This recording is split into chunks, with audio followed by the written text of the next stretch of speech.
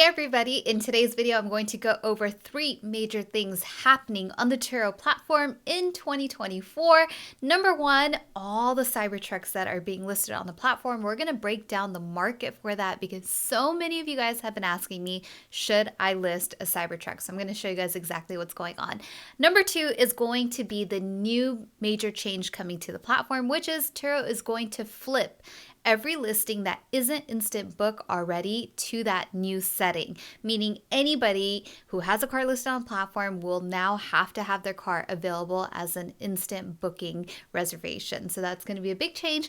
And then number 3, the new feature of hosting teams, making it easier for you to co-host. And so we're going to dive into all of that good stuff. Now, I know I've been on a little bit of a hiatus these last couple months, but I am happy to be back, have lots of content coming out for you guys and some fun stuff to share with you guys. Took some time off to do a little bit of deep work because of course my real life is actually running businesses. And so, I've just been diving into some new industries and new and exciting stuff. But I am excited to hear from you guys. So make sure you comment down below as you watch this video with any of your questions. I would love to know what you guys think about things like Cybertrucks and this new instant booking setting that we're going to break down. And I'm going to catch you guys down below. Okay, so let's dive into the first thing because I love to geek out about new cars hitting the market and how they're performing and how the market serves them. Cybertrucks, which we see all the hype around them, all the media around them, and of course, what a super cool car it is. And it's like it's out of a movie. In fact, I can't believe it's real. It's actually in production. It's actually on the roads. It's crazy. Now, here in Southern California, I actually live really close to a major Tesla delivery center, and seriously, every single day that I drive by it, I see somebody taking delivery of a Cybertruck. The other day, I saw a bunch of Cybertrucks just caravanning throughout the city, and it just looks a little apocalyptic and cool and crazy all at the same time. I mean, literally right out of a movie. So if you are in my private community, which is available at powerhouse.club, then every Monday, we've been talking about what's going on with Cybertrucks. We've been tracking their day rates for months already, and it's so interesting to see how it has changed. Now, when we first started talking about Cybertrucks and when the very first listing came to Turo a while back, we pegged the day rate at about $1,000 per day, and we were almost dead on. So initially, when they started coming to the platform, they were going for $1,000 per day. Now, I want to show you guys that you can follow along with me here on my screen. There are 21 Cybertrucks already listed on the platform. Now, that is way more than I had anticipated. And if you look right here on the map of the United States, it is no surprise that they are in Florida, Texas, and California, right? That is where they have the highest concentration, with Texas obviously having the most because Tesla is out of Texas, they're being manufactured there, and of course, so many people taking delivery, especially in Austin. As these cars roll out onto the platform, we have seen a very interesting thing happen. Now, the first few listings you'll see here, these are the listings that are out in Texas. They've been around kind of the longest because that's where the early deliveries were. And you can also tell just by the number of trips that these cars have accumulated in such a short amount of time. Now, I kid you not, some of these listings that we see right here in Austin, we've been following these for weeks now. And initially, these cars were going for about $1,000 per day. And you can see how quickly, as the market gets saturated, these day rates come down, right? Now, that is just a natural thing to happen in marketplaces. It's the law of economics. It's the law of supply and demand. As more competition enters the market and there is more supply of the same thing, naturally prices tend to come down depending on the demand. Now, you guys are going to see the stark difference as I scroll through all the Cybertrucks that are available, right? And as we move out of Texas and out of Austin and into California, like Rancho Cucamonga in California, you see the day rates pick back up because there aren't as many Cybertrucks available in California or Florida as there are in Texas, right? So here in California, you're seeing 882, 759. As we come down, 570, $898. So these day rates, they really start very high, which means it can be very lucrative to have a Cybertruck, but you always have to anticipate what's going to happen a couple of months down the line, a year down the line, 2 years down the line. Given that Tesla has really nailed production, right? They are going to be pushing these cars out really fast, and they have millions of reservations on this car. So that means it's going to follow a very similar trend that we saw for the Model Ys and the Model S's and the Model 3s, right? The more Cybertrucks that come onto the market, the quicker the day rates are going to fall. Now, of course, the caveat here being that Cybertrucks are more expensive than the Model Y or the Model 3.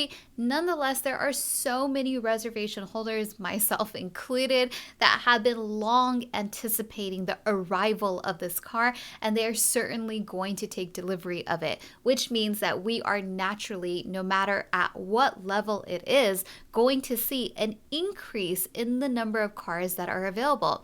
Now, this is something I'll continue to track. So right now we see 21 Cybertrucks across the country, but I am almost certain that this is going to increase, and it will increase very rapidly. So if you are contemplating getting a Cybertruck, you always want to outweigh your goals versus what margins it can bring and over what time horizon.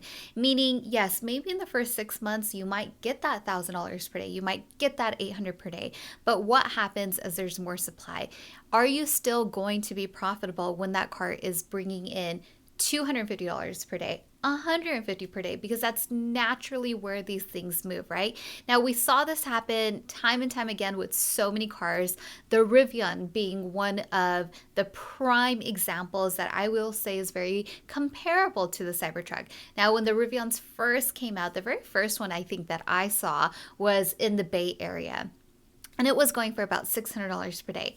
Now you can rent one of these Rivians for less than $100 per day, right? So again, supply and demand, as there is more supply onto the market, it gets saturated, so day rates will naturally come down. And generally speaking, we've seen in the last year or so, day rates have come down significantly across the board on the Turo platform. So as the platform grows and there's more and more cars that come up on there, I think right now Turo has currently, I think it's like 175,000 active hosts with about 350,000 cars, right? So that is a very small fraction of people who own cars in the United States. You know, we're a population of over 300 million. And so naturally, over time, it'll get saturated, and those rates will come down. So you always have to take that into account as you build out your businesses. All right, so the next major thing happening on the Turo platform that we're gonna dive into, which I know a lot of people have something to say about. So again, comment down below because I really wanna get some insight into your guys' opinions about this topic, which is Turo is going to make instant bookings mandatory across the platform. So you no longer have the option of being able to approve or deny a booking. Now, I've been on instant booking for the last 8+ years that I've been on the platform. And so I love it. I'm already used to it. But now for those of you guys that don't do instant bookings, it will definitely be a big change. This change is going to take into effect the last week of March. I believe it's like the 26th or the 27th, somebody correct me if I'm wrong, but when you open up your Turo app, Turo is actually going to prompt you and let you know, hey, these changes are happening. You might want to already go ahead and adjust your listings. If not, it's automatically going to happen.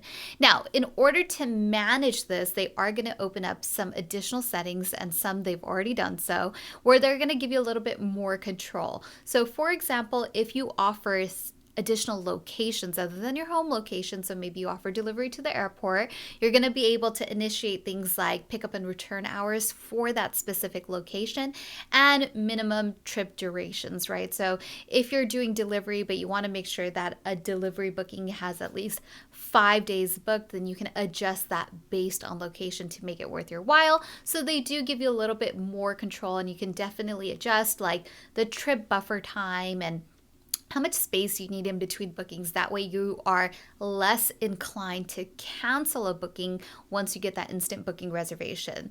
So why is Turo doing this? Well, I mean, it definitely makes sense in many ways, right? Because what they're trying to do is streamline that experience across the platform for renters. And especially when it comes to competing against traditional car rental companies, where obviously you can just go and book a car and your reservation is done, they don't want renters to have to kind of wait for an approval, right? They want to just close that transaction and move on because, of course, if a host declines, then technically that transaction is not done. But also, they're partnering up with booking platforms like kayak.com, right? Major travel platforms where you're booking maybe a hotel stay or a flight and they offer up a car rental to you, but it'll only work if Turo has instant booking available, which is good news in the sense that it's going to be more exposure for you as a host and your listings, and it should hopefully drive more traffic and more bookings. But of course, if you're not used to doing instant booking, then it could make it more difficult for you to accommodate those requests. So something that I really think that if you're not doing it just yet, you may want to get ahead of the ball and adjust those listing settings so that you can really acclimate to some of these new changes. So let me know what you guys think. I'm definitely super curious to know what the community consensus is on this change. And if you guys think, is it going to be a net positive or a net negative amongst the host community? Now, if you're in my powerhost.club communities, this is stuff we talk about all the time. We anticipate and we change. So if you want to check that out, it is available at powerhost.club. We never miss a beat there. And finally, Turo announced that in the first half of 2024, they are going to be launching a new sort of system and feature on the app called hosting teams. Now, it seems like what they're really trying to do is encourage and support hosts that are really taking their Turo businesses and turning it into, something that is scalable and that can grow. And we've definitely have seen these pain points if you've done co-hosting. It's very difficult to loop, the person that you're co-hosting with into the system and your messaging and your account and transparency with the finances and the income coming in, right? And so in the first half, they're going to launch this new feature, and it should give us access to more tools and settings that makes it easier to integrate your team into the platform and into your account so that they know exactly what's going on. They can help you manage your reservations, communicate with your guests, and all that good stuff. So it should help you scale if that's the path that you are looking to take. So that should be a great push in the right direction for those of you that are looking to grow your platforms without really having to use third-party applications or CRM systems to help you sort of manage. So it should make it more effective and more efficient. Now, that's all the good stuff going on with Turo. I have missed you guys. Once again, comment down below. I'm going to be hosting actually a huge amount of YouTube lives. So I do post that information on my community wall. So I would love to do live Q&As and more live sessions. We actually just did one on Valentine's Day last week. It was tons of fun.